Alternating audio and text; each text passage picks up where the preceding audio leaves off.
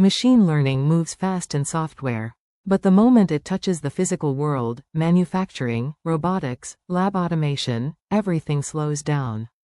You can't fully simulate reality.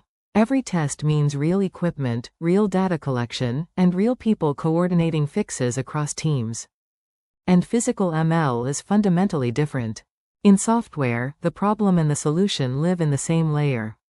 In physical systems, failures might be in the model or in the world, like camera drift, lighting changes, or process variation.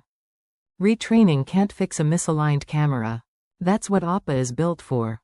APA closes the loop. It detects what changed, diagnoses the root cause across both layers, and corrects it, by updating the model, adjusting the physical setup, or both.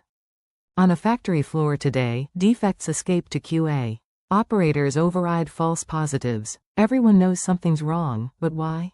Weeks later, after meetings, labeling, retraining, and redeployment, you ship a workaround and the environment has already drifted again.